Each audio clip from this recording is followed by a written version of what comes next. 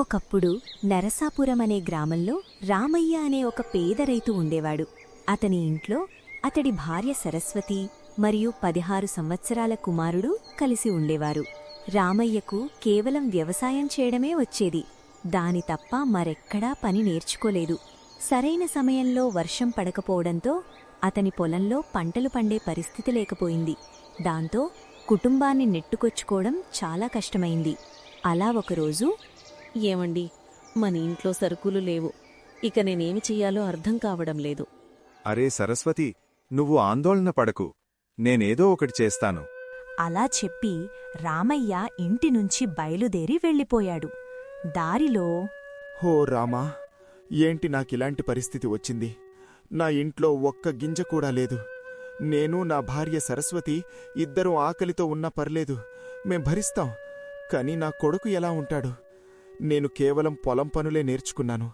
కాని ఈసారి సమయానికి వర్షం పడకపోవడంతో పొలంలో పంటే రాలేదు. ఇప్పుడు జమీందార్ దగ్గర అప్పు తీసుకోవడం తప్ప నాకు మరో మార్గమే లేదు. రామయ్య తన గ్రామంలోని జమీందారు దగ్గరకు వెళతాడు. జమీందారు రుద్రనారాయణ అత్యంత కుటిల స్వభావం ఉన్న మనిషి. ఎప్పుడూ ఎవరినైనా మోసం చేసి దోచుకునే పనుల్లోనే ఉంటాడు. అరే రారా రామయ్య, ఏంటి సంగతులు? ఎలా వచ్చావు? ఏం చెప్పాలి జమీందార్ గారు, చాలా కష్టకాలంలో ఉన్నాను. చూడండి, సమయానికి వర్షం పడకపోవడంతో పొలంలోని పంటంతా నాశనమైపోయింది. ఇంట్లో ఒక్క గింజ కూడా లేదు. అందుకే కొంచెం డబ్బు అప్పుగా తీసుకోవడానికి వచ్చాను. అవును రామయ్య, చెప్పండి, ఎంత కావాలి మీకు? ఇలాంటి సమయంలో మనం సహాయం చేయకపోతే మరెవరు చేస్తారు? చెప్పండి చెప్పండి, ఎంత ఇస్తే సరిపోతుంది? మీకు చాలా ధన్యవాదాలు జమీందార్ గారు, కానీ నేను ఎక్కువ అప్పు తీసుకోవాలని అనుకోవడం లేదు. మీరు 1500 రూపాయలిస్తే సరిపోతుంది. అరే రామయ్య, ఏం మాటలు మాట్లాడుతున్నావు? కనీసం 10,000 వరకు తీసుకో. ఎప్పుడు వర్షాలు పడతాయో, కాలం ఎప్పుడు మారుతుందో ఎవ్వరికీ తెలీదు. జమీందార్ తన మనసులో ఆలోచించడం ప్రారంభించాడు. అబ్బా, వీళ్ళింత తక్కువ డబ్బు తీసుకుంటే నేనెలా ఎక్కువ డబ్బుని సంపాదిస్తాను? ఎక్కువగా తీసుకున్నప్పుడే కదా నాకు ఎక్కువ వడ్డీ వస్తుంది. ఇక్కడ రామయ్య కూడా ఆలోచించడం ప్రారంభించాడు. ఇప్పుడు నేనేమి చేయాలి? నిజం చెప్పాలంటే ఇతను చెప్పింది కూడా కరెక్టే. దేవుడు ఎప్పుడు మనలాంటి వాళ్లపై దయ చూపిస్తాడో ఎవరికీ తెలీదు. ఒక పని చేస్తాను, 10,000 తీసుకుంటాను. జమీందార్ గారు, 10,000 మీద ఎంత వడ్డీ తీసుకుంటారు? చూడండి రామయ్య, 10,000కి నెలకు 10%. కాని మీరు మనవాళ్లే కాబట్టి మీకైతే 8%కే ఇస్తాను. అయ్యో భగవంతుడా, నెలకు 8% వడ్డీ అంటే మాలాంటి వాళ్లకు చాలా ఎక్కువే. తీసుకుంటాంగాని ఎలా తిరిగి చెల్లిస్తాం? కాని తీసుకోకపోతే నా కొడుకు మనోహర్ ఆకలితోనే ఉండిపోతాడు. సరే, తీసుకుంటాను. ఏదైతే అదయింది. ఏమయ్యా రామయ్యా, ఏమాలోచిస్తున్నావు? వడ్డీ గురించా? అవును జమీందార్ గారు, ఇంత వడ్డీ ఎలా చెల్లిస్తాను? అరే, ఎందుకు టెన్షన్ పడుతున్నావు? మీరు మనవాళ్లే, నెమ్మదిగా ఇచ్చేయండి, పర్వాలేదు. సరే జమీందార్ గారు, మీరు చెప్పినట్టు 10,000 ఇవ్వండి. రామయ్య ఆ జమీందారు దగ్గరనుంచి 10,000 రూపాయలు అప్పు తీసుకుని వెళ్ళిపోయాడు. సరే, ఇక వెంటనే మార్కెట్కి వెళ్ళి రేషన్ తీసుకుని మనోహర్ కోసం ఏమన్నా తినడానికి తీసుకెళ్తాను. ఇవాళ నా బాబు చాలా సంతోషపడతాడు. రామయ్య త్వరగా మార్కెట్ నుంచి సరుకులు కొనుకుని ఇంటి దారి పట్టాడు. ఇంటికి చేరగానే రామయ్య చేతిలో సరుకులు చూసి సరస్వతి ఆనందపడి అడిగింది. అయ్యా, ఇన్ని డబ్బులెక్కడివి? చూడమ్మా సరస్వతి, నువ్వు నాపై కోపపడతావని నాకు తెలుసు. కాని నా దగ్గర మరో మార్గమే లేదు. అర్థమైందండి, మీరు ఎవరి దగ్గరో అప్పు తీసుకుని ఉంటారు. కానీ పర్లేదు, నేను అదే ఆలోచిస్తున్నాను. ఇలాంటి సమయంలో గ్రామంలో ఎవరి దగ్గర ఇవ్వడానికి డబ్బుల్లేవు. కాబట్టి మీరు జమీందార్ దగ్గర్నుంచి తీసుకున్నారా? అవును సరస్వతి, కాని నువ్వు ఆందోళన పడకు. దేవుడి దరిదాపుల్లో ఆలస్యం ఉండొచ్చు కాని అన్యాయం ఉండదు. ఈ సమయంలో నా కొడుకు కన్నా నాకు ముఖ్యమైంది ఏదీ లేదు. మీరు చెప్పింది నిజమే, కాని ఆ జమీందార్ చాలా పెద్ద మోసగాడు, కుటిలుడు. చాలా ఎక్కువ వడ్డీ వేస్తాడు. సమయానికి డబ్బులివ్వకపోతే పొలం లేదా ఇల్లు కూడా తీసేసుకుంటాడు. మీరు ఎంత అప్పు తీసుకున్నారు? నేను మొదట 1500 మాత్రమే అడిగాను. కాని అతను కనీసం 10,000 లేదా అంతకంటే ఎక్కువ తీసుకోమన్నాడు. అందుకే 10,000 తీసుకున్నాను. చూడమ్మా సరస్వతి, ఇప్పుడు మన బాబు వచ్చే టైం అయింది. నేను కొన్ని సరుకులు తీసుకొచ్చాను. వెళ్ళి మనందరికీ ఏదైనా బాగుండేలా వండిపెట్టు. సరే అండి, ఇవాళ మన బాబుకి ఇష్టమయ్యినవే చేస్తా. వాడు చాలా ఆనందపడతాడు. ఇలా చెప్పి సరస్వతి వంటగదిలోకి వెళ్ళింది. ఆమె చాలా రుచికరమైన వంట చేసింది. ఆహారపు వాసన అంతా ఇంట్లో వ్యాపించింది. వాహ్, సరస్వతి మన మనోహర్కి ఇష్టమైన ఖీర్ చేస్తోంది గలా. మధ్యాహ్నానికి మనోహర్ ఇంటికి వచ్చాడు. తనిష్టమైన భోజనం చూసి చాలా సంతోషపడ్డాడు.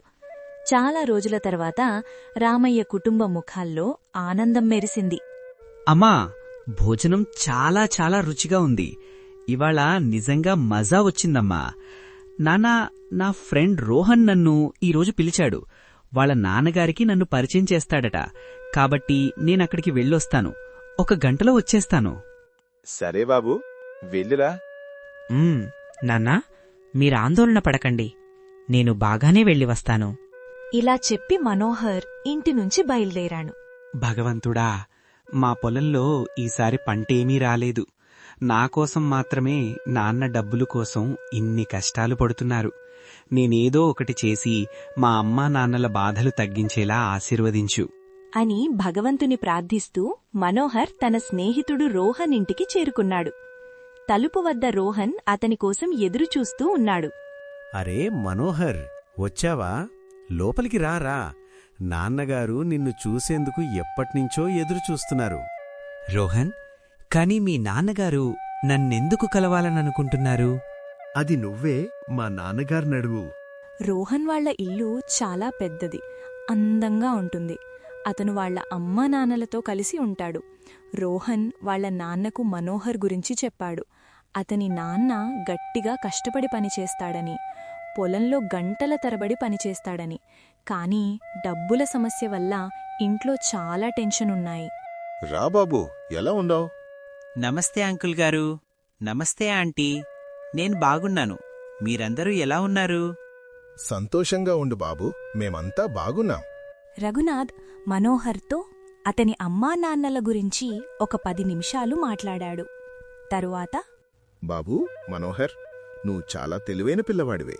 రేపటినుంచి మధ్యాహ్నం స్కూల్ నుంచి వచ్చాక భోజనం చేసి మా ఇంటికొచ్చేయి. సరే అంకుల్, కానీ మా ఇంట్లో కూడా కొంచెం పనులుంటాయి. అయ్యో బాబు మనోహర్, ముందొచ్చి టెన్షన్ అంతా వదిలేయి. రేపే నేను స్వయంగా మీ ఇంటికొస్తా. నీ నాన్నగారిని కూడా కలుస్తా, నిన్ను కూడా కలుస్తా, సరేనా? సరే అంకుల్, అయితే నేను ఇప్పుడు వెళ్తాను. సరే బాబు, జాగ్రత్తగా వెళ్ళిదా. సరే అంకుల్, నేను చాలా జాగ్రత్తగా వెళ్తాను. అంతలోనే రోహన్ వాళ్ళమ్మ వచ్చి ఇలా చెప్పింది. బాబూ, మనోహర్, ఇది తీసుకెను. లేదాంటీ, నేను ఇది తీసుకెళ్లలేను. అయ్యో బాబూ, తీసుకెళ్ళు. చూడు, నీ మమత ఆంటీ ఎంత ప్రేమగా ఇచ్చారు. మనోహర్ ఆ సంచిని తీసుకుంటాడు. కాని అతనికి గందరగోళంగా అనిపిస్తుంది. రోహన్ తండ్రికి తన నాన్నగారిని ఎందుకు కలవాలనుంది అని. రఘునాథ్ అంకల్ ఎంత మంచివారు. నాతో ఎంతో ప్రేమగా మాట్లాడారు. ఆంటీ కూడా ఎంత బాగున్నారు. కాని వాళ్ళు నా నాన్నగారిని ఎందుకు కలవాలనుకుంటున్నారు? అలా ఆలోచిస్తూ మనోహర్ ఇంటికి చేరి రోహన్ తల్లిదండ్రుల గురించి అన్నీ చెప్పాడు. చూడు సరస్వతి, మన మనోహర్కి ఎంత మంచి స్నేహితుడు దొరికాడు. బావుంది బాబూ. రోహన్ వాళ్ల నాన్నగారు రేపొస్తారన్నమాట. అవును నాన్నగారు. మరుసటి రోజు మధ్యాహ్నం రోహన్ తన నాన్నగారిని తీసుకుని మనోహర్ ఇంటికి వచ్చాడు. అరే బాబు మనోహర్, మమ్మల్ని ఇంట్లోకి పిలావా? అరే సార్, రండి రండి లోపలికి. సరస్వతి, చూడు, మన మనోహర్ స్నేహితుడు ఆయన తండ్రిగారొచ్చారు. సరస్వతి వెంటనే పాలు వేసిన వేడి చాయ్ తీసుకుని వచ్చి ఇస్తుంది. చాయ్ తాగిన తర్వాత రఘునాథ్ గారు రామయ్యతో ఇలా అన్నారు. చూడండి రామయ్య గారు, మీతో కొంచెం మాట్లాడాలనుకుంటున్నాను. చెప్పండి సార్, ఏమి చెప్పాలనుకుంటున్నారు? అయ్యా, నన్ను సార్ అని పిలవకుండా ఉండండి. నేను మీకు స్నేహితుడిలాంటివాడిని. రఘునాథ్ అని పిలవండి. సరే. రఘునాథ్ గారు, చెప్పండి, మీరు ఏమి మాట్లాడాలని అనుకుంటున్నారు? రఘునాథ్ రామయ్యను కొంచెం ఇంటి బయటకి తీసుకెళ్లి ఇలా అన్నాడు. రామయ్య గారు, నా కొడుకు రోహన్ మనోహర్ను తన అత్యంత మంచి స్నేహితుడిగా భావిస్తున్నాడు. రోహన్ చెప్పాడు, మనోహర్ చాలా తెలివైన మంచివాడని, కాని పేదరికం వల్ల చదువు మానేయాలనే ఆలోచన చేస్తున్నాడని. దేవుడి దయవల్ల మా రోహన్ ఇప్పుడు కొంచెం ఆనందంగా ఉంటున్నాడు. ముందైతే ఒంటరిగా ఉండేవాడు, ఎందుకంటే ఎవరూ అతనితో స్నేహం చేసేవారు కాదు. ఇప్పుడు మీ మనోహర్ వల్ల నా కొడుకు సంతోషంగా ఉన్నాడు. అందుకే నేను మనోహర్ చదువుకయ్యే ఫీజు మొత్తం భరిస్తాను. మీరిక టెన్షన్ పడకండి, అర్థమైందా? ఆ మాటలు విని రామయ్య కళ్లలో నీళ్లు తిరిగాయి. రఘునాథ్ గారు, మీకు నా హృదయపూర్వక ధన్యవాదాలు. మీరు నాకు ఉన్న పెద్ద భారం తొలగించారు. రామయ్యకు ఆ రోజునుంచి మనోహర్ చదువుకు ఉన్న భయం పోయింది. ఇక మనోహర్ ప్రతిరోజూ రోహన్ ఇంటికి వెళ్లడం మొదలుపెట్టాడు. ఒకరోజు రోహన్ తండ్రి పిలిచారు. మనోహర్, రోహన్, ఇక్కడికి రండి ఒకసారి. ఇద్దరూ కలిసి రఘునాథ్ దగ్గరకు వెళ్లారు. బాబూ, చెప్పండి, మీలో ఎవరికైనా షేర్ మార్కెట్ గురించి తెలుసా? మనోహర్, ముందు నువ్వు చెప్పు. అంకల్, నేను ఈ పేరును మొదటిసారిగా వింటున్నా. షేర్ మార్కెట్ అంటే ఏమిటి? నాకు తెలిసిందేమిటంటే నాన్న, షేర్ మార్కెట్లో షేర్లు కొనడం, అమ్మడం జరుగుతుందని మాత్రమే. బాగుంది.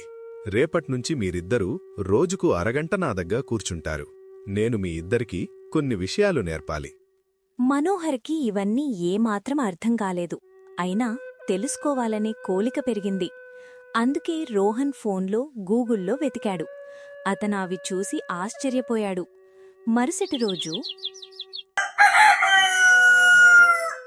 అంకల్, నేను గూగుల్లో చూశాను షేర్ మార్కెట్ అంటే ఏమిటో. నిజంగానే అంకల్, అక్కడ నుంచి మనం డబ్బు సంపాదించగలమా? బాబూ మనోహర్, ఇది నిజమే. ఎవరైనా షేర్ మార్కెట్ ద్వారా డబ్బు సంపాదించగలరు. చాలా చాలా డబ్బు సంపాదించగలరు. కాని బిడ్డా, కనిపించడానికి ఎంత సులభంగా అనిపిస్తుందో వాస్తవంలో ఇది అంతే కష్టమైన పని. అంకుల్, నాకేమీ అర్థం కాలేదు. మీరేమంటున్నారు? నేను పై అంతస్తులో ఉన్న రూమ్కు వెళుతున్నాను. నువ్వు నీ స్నేహితుడు అక్కడికి రండి. అక్కడే మీకు వివరంగా చెబుతాను. సరే అంకుల్. ఆ తరువాత 5 నిమిషాల్లో మనోహర్, రోహన్ పై అంతస్తు గదికి చేరుకున్నారు. అక్కడ చూసేసరికి ఒక పెద్ద కంప్యూటర్, ఒక ల్యాప్టాప్, ఒక టాబ్లెట్లో ఎన్నో రకాల చార్ట్లు ఓపెన్ అయి ఉన్నాయి. ఎరుపు, ఆకుపచ్చ క్యాండిల్స్ నిమిషానికోసారి మారుతున్నాయి. వారికి ఏమీ అర్థం కాలేదు. కాని నకుల్కు ఒక్క సంగతి మాత్రం స్పష్టమైంది. ఇది షేర్ మార్కెట్ అయితే నిజంగా ఏదో పెద్ద విషయముంటుంది. అప్పుడు ఇద్దరూ అడిగారు, నాన్న, ఇది ఏమిటి? మీరు ఇంత పెద్ద ట్రేడింగ్ సెటప్లో పనిచేస్తారని నాకస్సలు తెలియదు. అవును రోహన్, ఇది నా ట్రేడింగ్ సెటప్. ఇక్కడే నేను పనిచేస్తాను. కాని బిడ్డా, నీకెప్పుడూ ఇందులో ఆసక్తి కనిపించలేదు. అందుకే మేం కూడా చెప్పలేదు. కాని ఇప్పుడు చూస్తుంటే నీకు, అలాగే మనోహర్కి ఈ విషయంపై ఆసక్తి పెరిగినట్టుంది. అవునంకుల్, రోహన్ మాత్రమే కాదు, నాక్కూడా షేర్ మార్కెట్ గురించి తెలుసుకోవాలని చాలా ఉత్సాహంగా ఉంది. అవునా మనోహర్? షేర్ మార్కెట్ అనే ప్రపంచం చాలా పెద్దది. దీనిలో మనిషి గొప్పవాడిగా మారితే వేలల్లో, లక్షల్లో డబ్బు వస్తుంటుంది. ఇప్పుడు మీరిద్దరూ కిందకి వెళ్ళి ఆడుకోండి. రేపట్నుంచి కొంచెం కొంచెంగా నేర్పడం మొదలుపెడతాను. నాన్న, నాకు తెలుసు. నా ఫ్రెండ్ ఇప్పుడు నేర్చుకోవడానికి చాలా ఎగ్జైటెడ్గా ఉన్నాడు. ఆడుకోవాలనే భావన కూడా ఉండదు. నిజం చెప్పాలంటే నాక్కూడా ఆడుకోవాలి అని లేదు కదా మనోహర్? అవును అంకల్, దయచేసి ఇప్పుడే నేర్పండి. ఇప్పుడేమీ ముఖ్యమైన పని లేదు. మేమిద్దరం ఫ్రీగానే ఉన్నాం. పిల్లల్లో ఉన్న ఈ ఆసక్తి చూసి రఘునాథ్ మనసులోనే ఆనందించారు. బాగుంది బాబూ, కాని నేర్పడానికి నేను కూడా ఆలోచించాలి కదా. ఎక్కడి నుంచి ప్రారంభించాలి, ఎలా చెప్పాలి అని. అందుకే అసలు రేపటి నుంచే మొదలు పెడతా. కానీ మీరు ఇంతగా అడుగుతున్నందుకు కొన్ని బేసిక్ విషయాలు ఇప్పుడు చెబుతా. జాగ్రత్తగా వినండి. రఘునాథ్ వారిని కూర్చోబెట్టి ఇలా చెప్పారు. మొదటిగా, షేర్ మార్కెట్ అంటే ఏమిటి అంటే, షేర్ మార్కెట్ అనేది ఇంటర్నెట్లోని ఒక పెద్ద స్థలం. అక్కడ ప్రపంచం నలుమూలల కంపెనీలు వేల సంఖ్యలో రిజిస్టర్ అయి ఉంటాయి. అన్ని రకాల కేటగిరీల కంపెనీలు ఉంటాయి. టెక్ కంపెనీల నుంచి బ్యాంకుల వరకు. ఇంకా కమోడిటీ అనే విభాగముంటుంది. అందులో బంగారం, వెండి, క్రూడ్ ఆయిల్ వంటి వస్తువులు ట్రేడ్ అవుతాయి.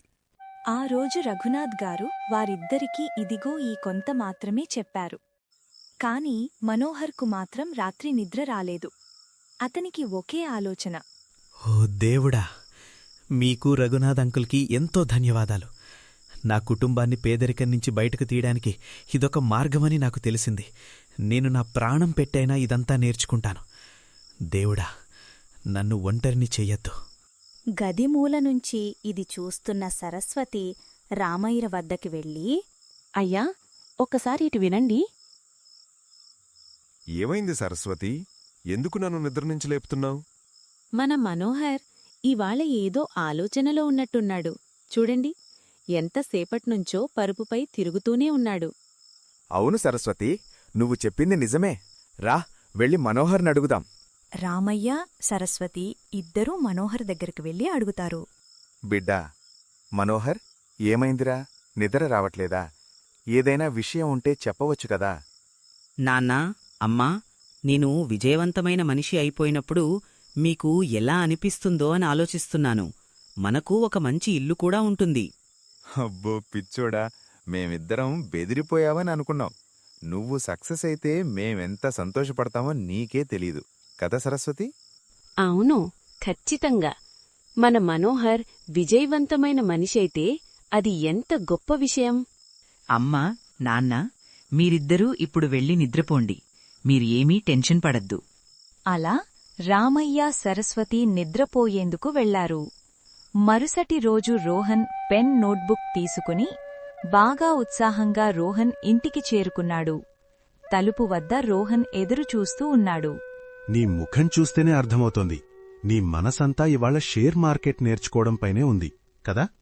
అవును రోహన్, ఆలస్యం పెట్టకుండా పద అంకుల్ దగ్గరికి వెళదాం. కాని ఆయనెక్కడున్నారు? కనిపించడం లేదు. అయ్యో మనోహర్, ఆగురా. పై రూంలో మనిద్దరి కోసం ఎదురుచూస్తున్నారు. రా. ఇద్దరూ పై అంతస్తు గదిలోకి వెళ్లారు. అక్కడ రఘునాథ్ గారు పాఠాలు చెప్పడానికి సిద్ధమవుతున్నారు. అరే, పిల్లలు వచ్చారా? రండి రండి, త్వరగా కూర్చోండి. ఇవాళ నేను రియల్ ఎగ్జాంపుల్స్తో మార్కెట్లో ఎలా ట్రేడ్ చేస్తానో చూపిస్తాను. చూడండి పిల్లలు, మార్కెట్లో 2 రకాల వారుంటారు. కొనేవాళ్లు, అమ్మేవాళ్లు. ఒకరు కొనుగోలు చేస్తే ఇంకొకరు అమ్ముతారు. ఇప్పుడు ముందుకు వెళ్లే ముందు సక్సెస్కి 3 పిల్లర్స్ చెబుతాను. మీలో ఎవరికైనా 3 పాయింట్స్ గుర్తున్నాయా? మనోహర్ మొదటిగా చెయ్యి ఎత్తి, అవునంకల్, ఆ 3 పాయింట్స్ డిసిప్లిన్, కాన్సిస్టెన్సీ, పంక్చువాలిటీ. శబాష్ బాబు, బాగా చెప్పావు. ఇప్పుడు ఇవి మార్కెట్లో ఎలా ఉపయోగపడతాయో చెబుతాను. మొదటిది డిసిప్లిన్. ఏ పని అయినా ఒక క్రమబద్ధ పద్ధతిలో చెయ్యాలి. మార్కెట్లో కూడా ప్రతిదానికి సరైన విధానం ఉంటుంది. ఆ విధానంలో పనిచేస్తే తప్పులు రావు. అంతలో రోహన్, నానా, మిగతా 2 పాయింట్స్ నేను చెప్తా. చెప్పు బాబూ. కన్సిస్టెన్సీ అంటే ఏ పని చేసినా దానిలో నిలకడగా ఉండటం. మూడోది పంక్చువాలిటీ అంటే పనిని సమయానికి చెయ్యటం. నానా, ఈ 3 మాటలను మార్కెట్లో పాటిస్తే మనము మంచి ట్రేడర్లు లేదా ఇన్వెస్టర్లు అవగలం కదా? అదే, సరిగ్గా అదే చెప్పావు బిడ్డా. కాని ఇవన్నీ నీకు ఇప్పటికే ఎలా తెలుసు? నాన్నా, ఇవన్నీ మా కాలేజ్లో నేర్పారు. అది కాక నేను కూడా షేర్ మార్కెట్పై కాస్త రీసెర్చ్ చేశాను. అలా 30-40 రోజుల్లో రఘునాథ్ గారు మార్కెట్ గురించి అన్నీ వివరించారు. ఎప్పుడు కొనాలి, ఎప్పుడమ్మాలి, ఎలా ట్రేడ్ తీసుకోవాలి, ఇంకా ఎన్నో. ఒకరోజు ఉదయం ఇద్దరూ మాట్లాడుకుంటూ ఉండగా రఘునాథ్ గారు పిలిచారు. బాబూ, రోహన్, మనోహర్, నా వెంట పైకి రండి. ఇద్దరూ ఆయనతో పైకి వెళ్లారు. అక్కడ ఆయన ఇలా అన్నారు. ఇప్పటివరకు మీరిద్దరూ చాలా నేర్చుకున్నారు. డిసిప్లిన్, కన్సిస్టెన్సీ, పంక్చువాలిటీతో పేపర్ ట్రేడింగ్లో ప్రాక్టీస్ కూడా చేశారు. ఇకిప్పుడు నిజమైన డబ్బుతో ఈ పనిని చేయాల్సిన టైం వచ్చింది. ఈరోజు నేను మీ ఇద్దరికీ డీమ్యాట్ అకౌంట్ ఓపెన్ చేస్తాను. మీ ఇద్దరి అకౌంట్లోనూ 2.20 లక్షలు క్యాపిటల్గా డిపాజిట్ చేస్తాను. దీన్ని ఉపయోగించి మీ క్యాపిటల్ని పెంచుకోవాలి. కానీ ఒక విషయం, ఎక్కడైనా డబ్బు ఇన్వెస్ట్ చేయడానికి లేదా ట్రేడ్ చేయడానికి ముందు రిస్క్ మేనేజ్మెంట్ తప్పనిసరిగా పాటించాలి. తర్వాతే ముందుకు వెళ్ళాలి. ఆ రోజు నుండి మనోహర్ మరియు రోహన్ నిజమైన డబ్బుతో మార్కెట్లో పనులు చేయడం మొదలుపెట్టారు. మొదట్లో ఇద్దరూ భయంతో చిన్న మొత్తాల్లానే యూజ్ చేశారు. కాని కొన్ని వారాల్లోనే వాళ్లకు నమ్మకం వచ్చింది. ఇద్దరూ చిన్న చిన్న లాభాలు బుక్ చేయడం మొదలుపెట్టారు. కాని ఒకరోజు, హరే, ఈ పెన్నీ స్టాక్లో డబ్బు వెయ్యనా వద్దా? ఒక్క షేరు ₹2 మాత్రమే ఉంది. నేను ఈజీగా 500 షేర్లు కొనగలను. ఒక్క ₹2 పెరిగినా కూడా చాలా మంచి ప్రాఫిట్ వస్తుంది. ఇక్కడ మనోహర్ తప్పు చేశాడు. కంపెనీ గురించి ఒక్క రీసెర్చ్ కూడా చేయలేదు. లాభం ఆశలో మాత్రమే ఆ షేర్స్ కొనేశాడు. దురదృష్టవశాత్తు ఆ స్టాక్ ధర ₹2 నుండి ₹1.5కు పడిపోయింది. అయ్యో దేవుడా, నేనేం చేశానో? ఇలా ఎలా జరిగింది? నాకిలా చెయ్యకూడదు. అయ్యో, నేను రిస్క్ మేనేజ్మెంట్ను ఫాలో అవ్వలేదు, డిసిప్లిన్ పాటించలేదు. 45,000 నష్టం. నేనిక ఏం చెయ్యాలి? అంతలోనే గ్రామ జమీందారు రుద్రనారాయణ తన మనుషులతో అక్కడికొచ్చారు. అరే గోపన్నా, ఇంకెక్కడా? ఆ దిశలోనే ఉంది జమీందార్ గారు. రుద్రనారాయణ రామయ్య ఇంటి ముందుకు వచ్చి అరిచాడు. ఓ రామయ్య, బయటికి రండి జరా. సరస్వతి, జమీందార్ డబ్బు తీసుకోవడానికి వచ్చారు. నువ్వు లోపలే ఉండు, నేను చూసి వస్తాను. సరస్వతికి చెప్పి రామయ్య బయటకు వచ్చాడు. నమస్కారం జమీందార్ గారు. నమస్కారం రామయ్య. తీసుకున్న అప్పు ఎప్పుడిస్తారు? ఇంకా 4,000 రూపాయలు మరియు వడ్డీతో కలిపి బకాయి ఉంది. మరచిపోయారా? లేదు జమీందార్ గారు, నేను మర్చిపోలేదు. ఇంట్లో పరిస్థితి కొంచెం బాగోలేదు. 1-2 నెలలు టైం ఇవ్వండి. మొత్తం డబ్బు వడ్డీతో కలిసి తిరిగిస్తాను. టైం కావాలంటే తీసుకోండి, కానీ ఈ రోజు నుండి 25% వడ్డీ పడుతుంది. అర్థమైందా రామయ్య?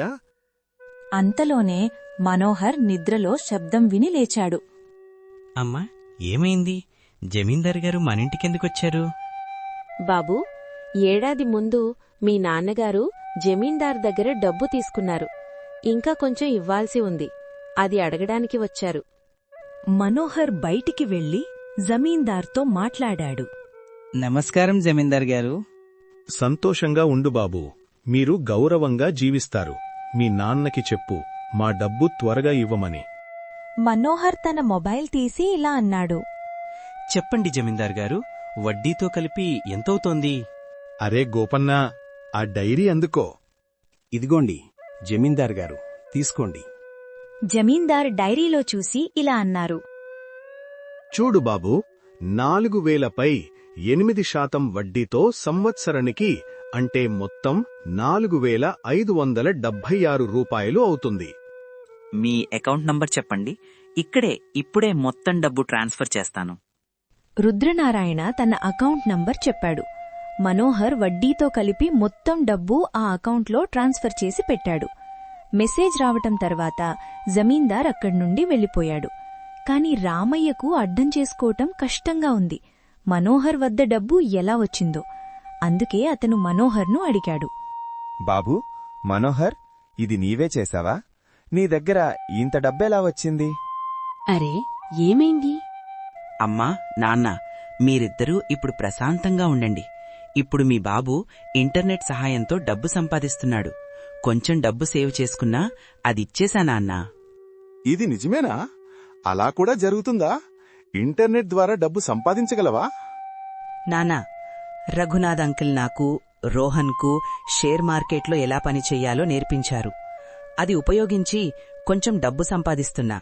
కాని ఇప్పుడు మీరు మీ కలలను సాకారం చేసుకోవడానికి సిద్ధంగా ఉండండి. ఎందుకంటే ఇప్పుడు మన సమయం మారనుంది. ఇది విన్న సరస్వతి మరియు రామయ్య ఇద్దరూ చాలా సంతోషపడ్డారు. తరువాతి రోజు మనోహర్ రఘునాథ్ గారిని కలిశాడు. చాలా మృదువైన స్వరంలో మాట్లాడుతూ కాస్త కన్నీళ్లతో, నేనొక చిన్న పొరపాటు చేశానంకుల్. దానివల్ల 45,000 రూపాయలు నష్టం వచ్చింది. అయ్యా మనోహర్, ఇది పెద్ద విషయం కాదు. అలాంటి సంఘటనలు జరుగుతూనే ఉంటాయి. కాని నీవు నీపై కంట్రోల్ వహిస్తే, ఆ 3 పాయింట్లను ఫాలో చేస్తే ఈ తప్పిదాలు తక్కువగా వస్తాయి మరియు నీ పోర్ట్ఫోలియో పెద్దగా పెరుగుతుంది. అర్థమైందా బాబూ? కాబట్టి ఇప్పటినుంచి ఈ తప్పిదాలను మరిచిపెట్టు, సరేనా? ఇంక మిగిలిన డబ్బుతో తిరిగి ప్రారంభించు. ఇది విన్న మనోహర్ కొంచెం సంతోషపడ్డాడు. అప్పటినుండి ఎక్కడా డబ్బు ఇన్వెస్ట్ చేయడమో లేదా ట్రేడ్ చేయడమో ముందు బాగా ఆలోచించేవాడు. ఇలా చేస్తూ 6 నెలలు గడిచిపోయాయి. ఇప్పుడు రోహన్ వద్ద 9 లక్షలు, మనోహర్ వద్ద 7.5 లక్షలు అయ్యాయి. ఒకరోజు రాత్రి మనోహర్ వార్తలు చదువుతూ ఉండగా ఒక బిట్కాయిన్ గురించి ఆర్టికల్ చదివాడు. ఆ తర్వాత ఆలోచన మొదలుపెట్టాడు. మార్కెట్లో బిట్కాయిన్ ధర తగ్గేలా ఉంది. ఇప్పటికే బిట్కాయిన్ కలిగిన వాళ్లు అమ్మి పెడతారు, కాబట్టి ధర చాలా తగ్గిపోతుంది. ఇప్పుడు ఒక్క బిట్కాయిన్ ధర 15,000 రూపాయలు. సరే, రిస్క్ మేనేజ్మెంట్గా ప్లాన్ చేసి పనిచేద్దాం. ఇప్పుడు నిద్రపోతాను. తదుపరి రోజు ఉదయం, అమ్మా, నేను రోహన్ వద్దకు వెళుతున్నాను. బాబూ, టేబుల్పై నేను ఖీర్ని డబ్బాలలో ప్యాక్ చేసి పెట్టాను. నీ స్నేహితుడి కోసం తీసుకువెళ్ళు. అలాగే అమ్మా, తీసుకెళ్తున్నా. జాగ్రత్తగా వెళ్ళి వస్తాను. ఆ రోజు రోహన్ మరియు రఘునాథ్ గారితో ఆ వార్త గురించి చర్చించాడు. ఆపై రఘునాథిలా అన్నాడు. బాబూ, నీవు ఎప్పుడూ ఆలోచించి నిర్ణయం తీసుకుంటున్నావని నాకు తెలుసు. నీకు సరైనది అనిపిస్తే అదే చెయ్యు. ఆ రోజు సాయంత్రం ఆ వార్త మార్కెట్పై ప్రభావం చూపడం మొదలుపెట్టింది. అందరూ పానిక్లోకి వెళ్లి బిట్కాయిన్ అమ్మడం మొదలుపెట్టారు. రాత్రి 10 గంటల సమయం దగ్గర ధర 68% తగ్గి ఒక్క బిట్కాయిన్ ధర 6,240 రూపాయలు అయ్యింది. మనోహర్ గత కొన్ని నెలలుగా చిన్న చిన్న లాభాలను బుక్ చేసుకుంటూ రిస్క్ చేసేందుకు సిద్ధంగా ఉన్నాడు. కాబట్టి రాత్రిలో 40 బిట్కాయిన్ కొనుగోలు చేసి నిద్రపోయాడు. తర్వాతి రోజు ఆయన తన నాన్నతో పొలంలో పనిచేయడానికి వెళ్లాడు. అక్కడ పనిచేస్తూ భవిష్యత్తు గురించి ఆలోచించాడు. ఎలా తన గ్రామంలోని ఉన్న రైతులకు సహాయం చేయవచ్చు అని. అలా 2-3 నెలలు గడిచిపోయాయి. 2-3 నెలలు గడిచిపోయాయి. ఒకసారి బిట్కాయిన్ పరిస్థితి ఎలా ఉందో చూద్దాం. అది చూసి అతను ఆశ్చర్యపోయాడు. ఒక బిట్కాయిన్ ధర గత 1 నెలలో ఆకాశంలా ఎగబాకినట్లు ఉంది. ఆ రోజున ఒక్క బిట్కాయిన్ ధర 5 లక్షలు. 40 బిట్కాయిన్లకు 1,60,00,000 లాభం కనిపిస్తోంది. అతను తన అమ్మానాన్నల ఆశీర్వాదం తీసుకున్నాడు. కాని ఏమి జరిగిందో వారికి చెప్పలేదు. మనోహర్, నీ ముఖాన్ని చూస్తే నాకర్థమవుతుంది. పెద్ద లాభం బుక్ చేశావు కదా? బ్రదర్, నా హృదయం 180కి స్పీడ్లో కొడుతోంది. చూసిన వెంటనే ఇక్కడికొచ్చేశాను. ఏం జరిగింది బాబూ? ఇంకా బుక్ చేయలేదు కదా? మనోహర్ తన మొబైల్లో లాభం చూపించాడు. రఘునాథ్ గారు మరియు రోహన్ ఇద్దరూ ఆశ్చర్యపోయారు. వావ్! మనోహర్ 1,60,00,000 లాభం! ఇది మా రోహన్ లాభం కంటే ఎక్కువ. మేము నిన్ను చూసి చాలా సంతోషిస్తున్నాం. ఇంకా ఏం ఆలోచించావు? అంకుల్, నేను 30 బిట్కాయిన్ లాభం బుక్ చేసి మిగిలిన 10ని హోల్డ్ చేయాలనుకుంటున్నాను. బాబూ, ఇది చాలా మంచి నిర్ణయం. ఇప్పుడు వెళ్ళి మీ అమ్మానాన్నకు ఈ సంతోషవార్త చెప్దాం. అంతలో రోహన్ వాళ్ళమ్మ వచ్చి అడిగింది. ఏం సంతోషవార్త జరుగుతోంది? మనోహర్కి వచ్చిన లభం గురించి చెప్తారు. అందరూ మనోహర్ కోసం చాలా సంతోషపడ్డారు. మిఠాయిల డబ్బా తీసుకుని అతని ఇంటికి వెళ్లారు. ఇంటి తలుపు వద్ద సరస్వతి వారిని చూసి లోపలికి రమ్మంది. మనోహర్కి వచ్చిన లాభం గురించి వాళ్ల అమ్మా నాన్నలకి చెప్పారు. సరస్వతి, విన్నావా? మన బాబు ఇప్పుడు కోట్లపతిగా మారాడు అని అందరూ చాలా సంతోషపడ్డారు. మనోహర్ మరియు రోహన్ ఇద్దరూ కలిసి గ్రామంలో సౌర ప్యానెల్స్ ఏర్పాటు చేశారు మరియు బోరింగ్ వేసి పవర్ మెషీన్లను ఏర్పాటు చేశారు. దీని కారణంగా గ్రామంలోని రైతులకి నీటి సమస్య అంతా తొలగిపోయింది. ఇప్పుడు వారు గ్రామంలోని ప్రతి ఒక్కరికీ చెబుతున్నారు, డబ్బు కేవలం వ్యవసాయం ద్వారా మాత్రమే కాదు, తెలివిని ఉపయోగించి కూడా సంపాదించవచ్చును. అందువల్ల మీ పిల్లలను తప్పక చదివించాలి అని.